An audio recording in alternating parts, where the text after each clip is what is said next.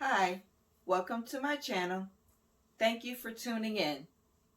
On my channel, The Confident Silhouette, I talk about a variety of topics centered around motherhood, including managing mental health, building confidence, self-love, wellness, relationships, and intimacy. Today, on this video, I am going to talk about creating a routine in order to run your household more effectively and have time to be more productive. So, if that sounds interesting to you, please keep watching. So, as a stay at home mom, it's tough enough, managing everything that's going on, tending to the children, tending to if you have a new baby, getting that under control, all the different jobs that we have to do within a household alone.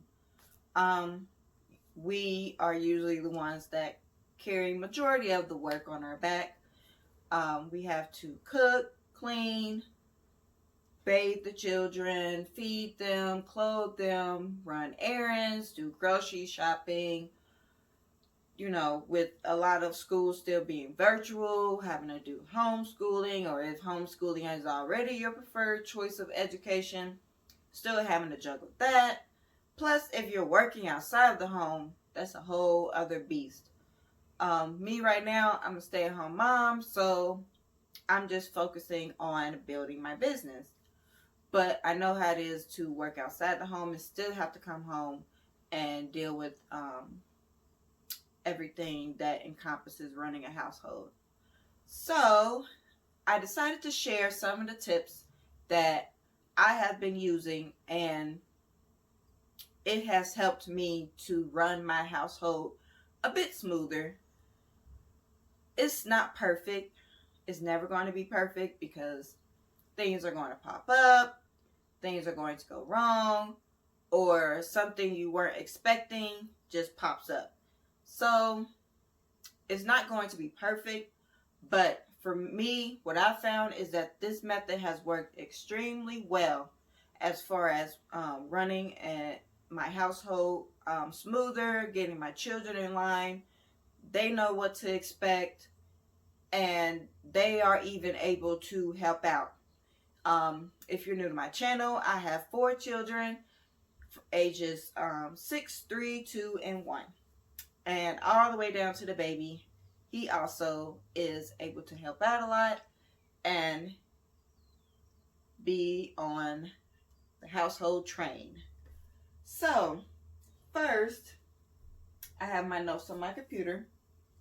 First, I wanted to give you kind of a warning. I guess like a warning.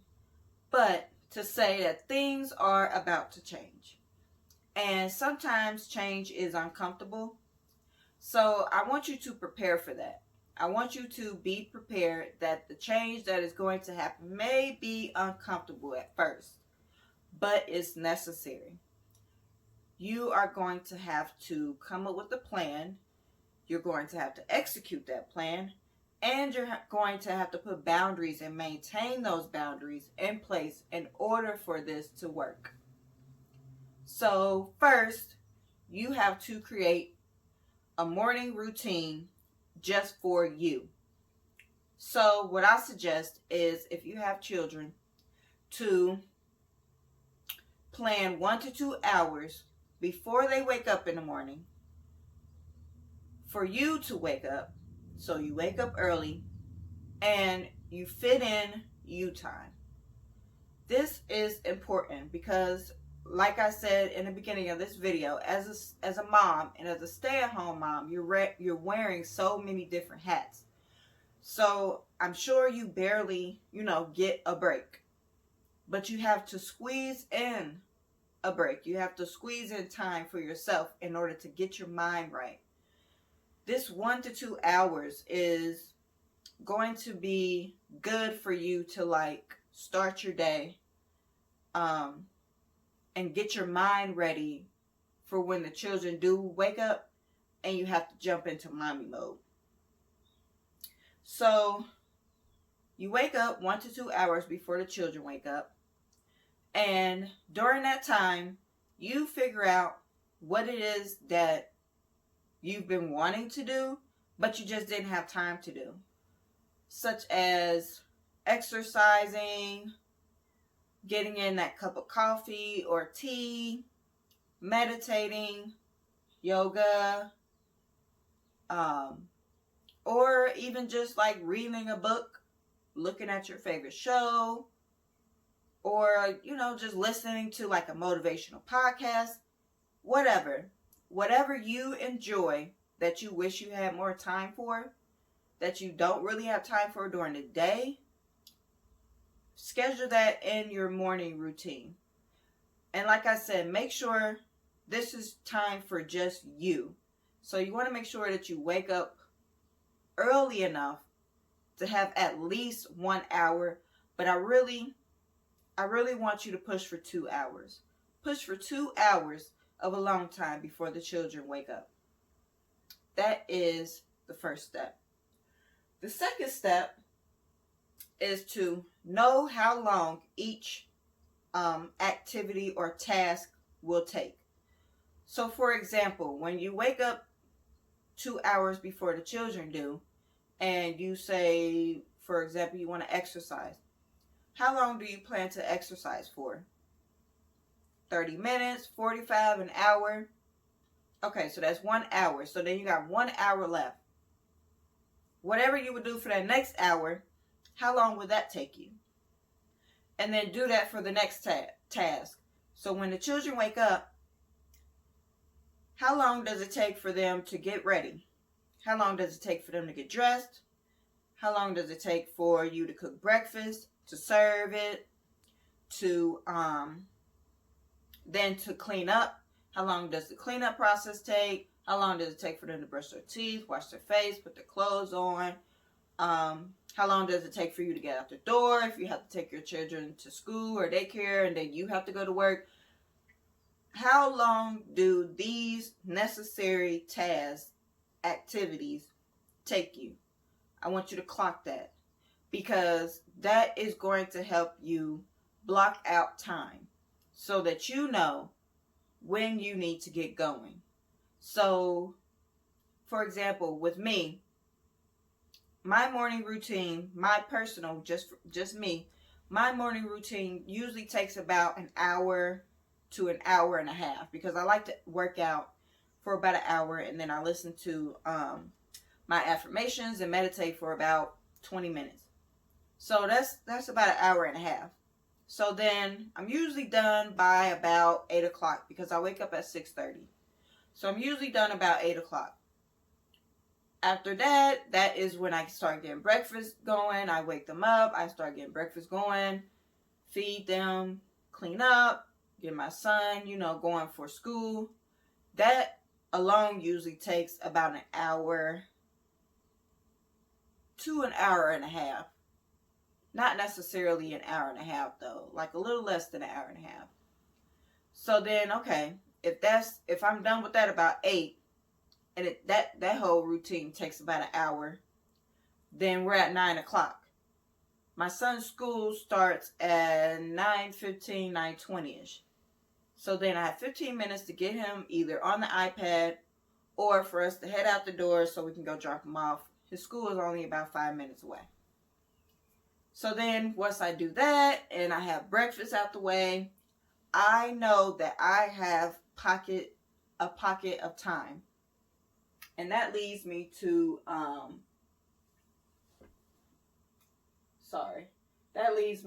my next step, which is when you find these pockets of time, that is when you should be squeezing in time for you to be more productive. So like I said, once I drop my son off or I put him on his iPad about 9:15, 9:20, then I know that I have about 2 hours of pocket time to where I can then either do some things around the house, clean up, or work on my blog, work on my business. I'm taking a new program, so then squeeze in some time to knock out some assignments, go through some modules, just anything where I could be productive and get things done. These pockets of time are it, because after that 2 hours, like between 10 and 12, they're ready for lunch. So then I have to get lunch going, feed them, clean up, and then, get my son back onto his iPad schooling or whatever if he's still at home. Get him back on the iPad for his next class. So I know that, okay, I only have 2 hours after breakfast, and then I have about 2 to 3 hours after lunch. And then after lunch is, of course, dinner. So then I'm getting dinner together, doing that whole process.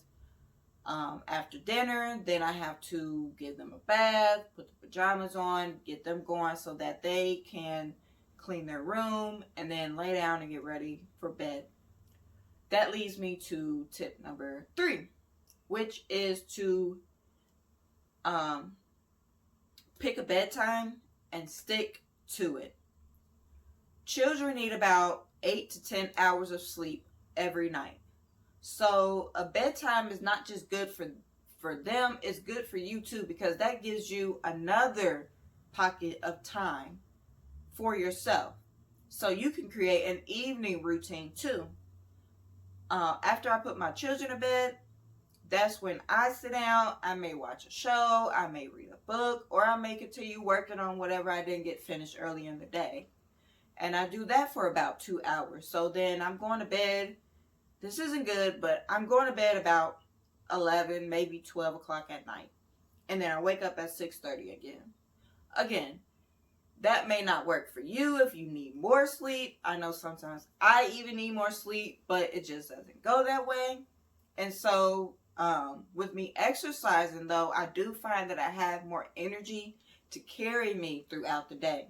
So it doesn't really affect me, until it gets to be a little bit too much. Maybe I didn't go to sleep until after midnight. Then I'll be like exhausted to where I'll like drop. But for the most part, for the past couple months, me going to bed at 12 and waking up at 6, and then if I exercise, I have enough energy during the day to carry me through. But that evening routine won't happen if you're just letting your children go to bed whenever they want. I know they're going to be upset, they're going to cry, they're going to scream, they're going to kick, they're going to play around, and it's going to be frustrating at first. That's why I gave the warning that change is about to be uncomfortable, but it's necessary. You have to find these pockets of time, and you have to set boundaries in place in order to keep those pockets, keep things rolling, keep things running smoothly, and for you to find time for yourself. So bedtime, pick a time, 8, 9 o'clock, in the bed, quiet time, do not bother me, all of that. Pick a time, get them to bed, get them together, and stick to it. Consistency is key. So just stick to it. Like I said, I know they're going to fight, but you have to put your foot down and keep everything rolling, because it's on you.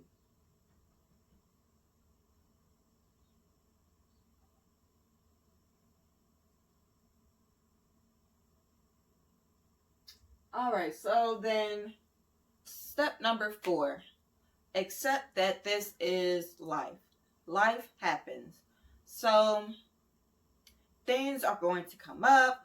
Things may not go according to plan, but I don't want you to freak out. I don't want you to get overwhelmed. Don't even think about it too much. Just when you wake up and you get that time to yourself, just take some time to breathe. Just take some time to breathe. Center yourself. Don't even think about everything that you have to do for the day. Don't worry about that. It's going to happen. It's going to come. Just breathe and take this time to set yourself in a good mood. Reset your attitude and come with a new attitude, a good attitude, a positive attitude to start your day. All right, so remember, step number 5. Remember, you are in control. You are in control of your thoughts, your feelings, your emotions, your behaviors, your actions, and your reactions. Do not allow outside people, this is including your children, do not allow outside people to overwhelm you and cause you to lose your mind. You are in control.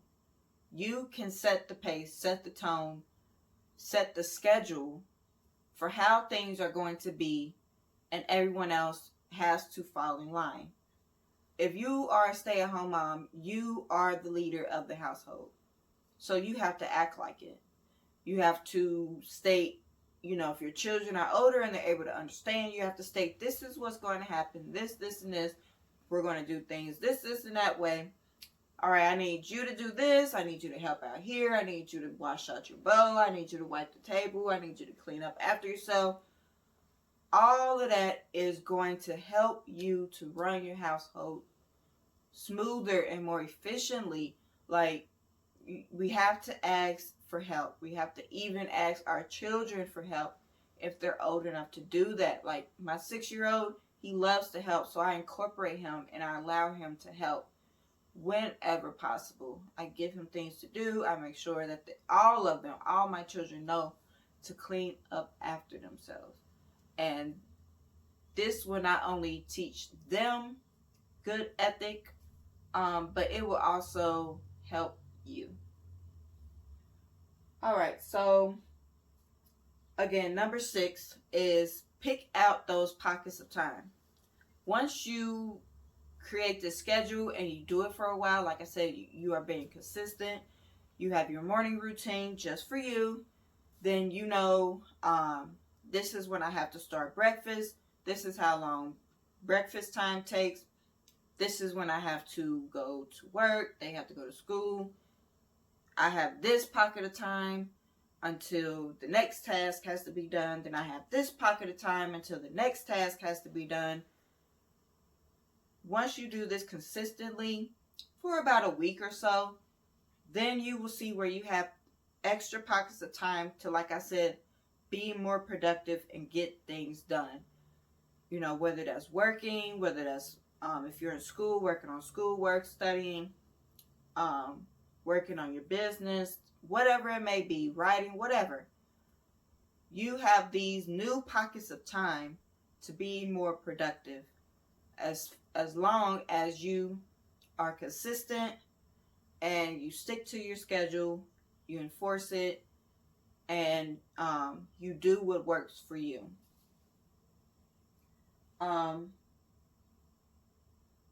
That is why blocks of time and blocking your time is so important.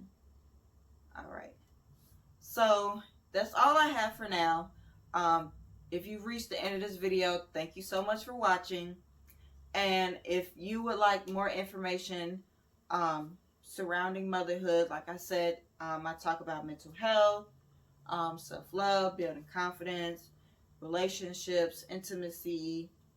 If that sounds interesting to you, please subscribe. If you enjoyed this video, please give me a thumbs up to let me know that you liked the video so that I can keep creating more content.